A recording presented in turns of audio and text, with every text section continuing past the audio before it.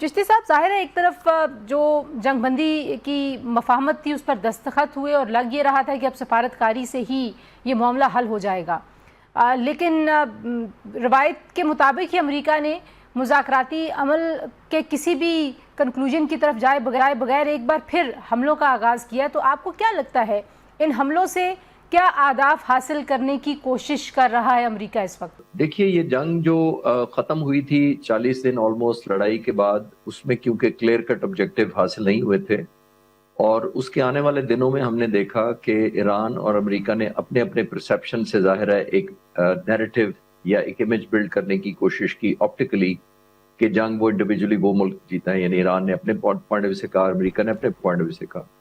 लेकिन हमने देखा कि दोनों की तरफ एक अपनी लिमिटेशन भी थी, क्योंकि मजबूरियां भी थी। ईरान ने क्योंकि एक न्यू फाउंड लीवरेज हासिल की थी, उसने अपने लोगों को भी खुश करना था, एक एलिमेंट ऑफ एंगर और रिवेंज भी था। उसको हमने देख भी लिया आयतुल्लाह खामेनी के जनाजे पर। तो वो उनके मोटिव डिफरेंट थे। अब उन्होंने शायद समझा कि अमेरिका इतना कमजोर हो गया है या इतना कॉम्प्रोमाइज पोजीशन पे चला गया है कि वो बाद में होने वाली एस्केलेशन हमने देखा वो ईरान की तरफ से ज्यादा इनिशिएट की गई। अमेरिका, इसमें कोई शक नहीं कि वो मिलिट्री ऑब्जेक्टिव हासिल नहीं कर सका, लेकिन किसी स्टेज पर मेरा ख्याल है दुनिया में ये समझ हमें आना चाहिए, वो आज भी सुपर पावर है, उसकी मिलिट्री अभी चाहे वो इनविंसिबल और इनवर्नरेबल जो अमेरिकन प्रेसिडेंट कहते थे नहीं है, लेकिन आज भी सबसे बड़ी मिलिट्री है। आज भी 50,000 लोग इसी खित्ते में डिप्लॉयड हैं। अमेरिकन प्रेसिडेंट पर बहुत प्रेशर है कि आपने जंग कॉम्प्रोमाइज किया, जंग के बाद अपनी जो MOU साइन किया है वो ईरान के हक में ज्यादा है। वहां पे ज़ायनिस्ट लॉबी ने खासतौर पर नेतन्याहू के लिए ये सीज फायर हुआ था और जो अमन हो सकता है वो सुसाइडल और एक एग्जिस्टेशनल थ्रेट है। सफारतकारी जिस लेवल पे हुई पूरी दुनिया में, इस बिलखुसूस हमारे खित्ते में जो डिप्लोमेटिक एक्टिविटी थी, शायद ही रिसेंट पास्ट में हमने कोई इस तरह की इतनी एक इफ़ेक्टिव, आप कह लीजिए, तमाम डिप्लोमेटिक चैनल्स, तमाम खित्ते के ममालिक, वेस्ट, हर कोई जो है वो उसमें शामिल था। तो आपको लगता है कि उससे चीज़ें जो हैं वो किसी मंतकी अंजाम पे पहुंचने की तवक्को ही नहीं करनी चाहिए सफारतकारी से? दोनों तरफ आदाफ कुछ ऐसे हैं जो शायद लड़ाई से तय होंगे, क्योंकि दुनिया में ये तो एक मानव उसूल है कि जंगें जो हैं वो मसाइल का हल नहीं होती। तंजीला, देखिए, जो जंग होती है बुनियादी तौर पर इसके बारे में कहा जाता है कि the war is an extended form of diplomacy through military means. That means ये होती ये भी डिप्लोमेसी है, लेकिन मिलिट्री मीन्स से होती है। जंगें जब खत्म होती हैं तो आपने डिप्लोमेट्स को इनेबल करना होता है नेगोशिएशन के लिए, फेवरेबल नेगोशिएशन के लिए, और जाहिर है फोर्सेस यही करती हैं किसी भी मुल्क की कि जब भी हमारे जो सियासतदान हैं, जो पॉलिटिशियंस हैं और डिप्लोमेट्स हैं, जब वो टेबल पर बैठे तो उनको एक एडवांटेजेस पोजीशन हासिल हो। जाहिर है अमेरिका ने भी यही चाहा होगा, और जब हमला किया होगा तो आपको याद है उन्होंने कहा था रजीम चेंज है, जाहिर है फेवरेबल वो ऑब्जेक्टिव चाह रहे थे न्यूक्लियर और बाकी प्रोग्राम उनका रोल बैक हो जाए, फुट ऑन ग्राउंड ना भी हो, लेकिन ऐसी हुकूमत आ जाए जो बहुत फ्रेंडली हो अमेरिका की। ये ऑब्जेक्टिव्स होते हैं।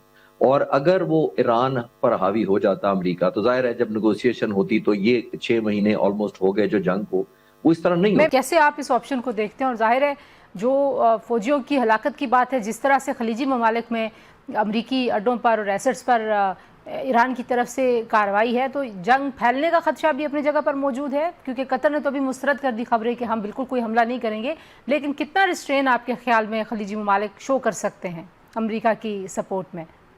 देखिए, जो करीबियन के ममालिक हैं, अरब ममालिक, जितना वो रिस्ट्रेन कम करेंगे उतना ही फायदा इसराइल को होगा, और जितना रिस्ट्रेन करेंगे वो उनके म्यूचुअली और ईरान के फायदे के लिए है, क्योंकि जब वो एस्केलेट करेंगे और रिटेलिएशन करेंगे तो आइडियल है इसराइल के लिए। जो आपने शुरू में पूछा सवाल के, जो फुट ऑन ग्राउंड या एस्केलेशन, उस पॉइंट ऑफ व्यू से तो देखिए हम शायद मिसअंडरस्टैंड करते हैं। पहले हमें ये क्लैरिटी होनी चाहिए फुट ऑन ग्राउंड होना क्या चाहिए या होता क्या है। ये ऐसा नहीं होता कि कुछ जहाजों ने ड्रॉप करने होते हैं, पैराट्रूपर्स कमांडोज को ड्रॉप करना होता है, वो नीचे जाकर एक सेल्फी या वीडियो बनाकर चैनल को भेज देते हैं कि हम लैंड कर गए, खार्ग आइलैंड पर लैंड कर गए। सिर्फ ये नहीं होता, आपने उसके लिए मकसद होता है, आपने उसको कैप्चर करना होता है, आपने कंट्रोल रीगेन करना होता है, आपके जो लोकल डिफेंसेस हैं उनको एलिमिनेट करना होता है, वहां पे जो फैसिलिटीज हैं, ऑयल डिस्ट्रीब्यूशन है या जो टैंकेज पर, उनका कंट्रोल लेना होता है।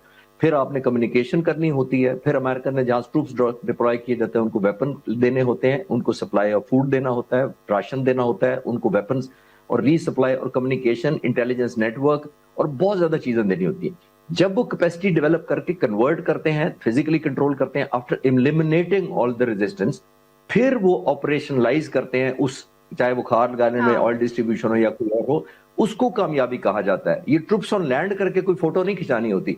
ये बहुत ब्लडी होगा अमेरिकन के लिए, मेरा ख्याल है बहुत ज्यादा डिस्ट्रक्टिव। और मैंने पहले भी जब जंग के दिनों जो 40 दिन थे उस वक्त भी अमेरिका ने कहा हम फोटो ऑन ग्राउंड करेंगे, तो मैंने उस वक्त भी कोई प्रिडिक्शन तो नहीं मैं देता, लेकिन मैंने कहा था ये नहीं कर सकेंगे। और अभी भी मेरा मानना यह है कि फुट ऑन ग्राउंड ऐसी फोर्सेस के लिए जो ऑलमोस्ट किसी भी सजा के लिए ऐसी कुर्बानी देने के लिए, हमने देखा कितनी ज्यादा वो उन्होंने डिस्ट्रक्शन ली, उनके लीडर्स 85 शहीद हुए, 87 के करीब एक साल के अंदर, तो उन्होंने बहुत कुर्बानियां दी हैं। तो आई थिंक एक एंगर मैनेजमेंट भी है, रेजिलियंस भी है, एक न्यू फाउंड स्ट्रेंथ भी उनको मिली है, तो फुट ऑन ग्राउंड बहुत ही चैलेंजिंग होगा। मेरा मानना यह है कि मैं फोर्स ही नहीं करता इसको।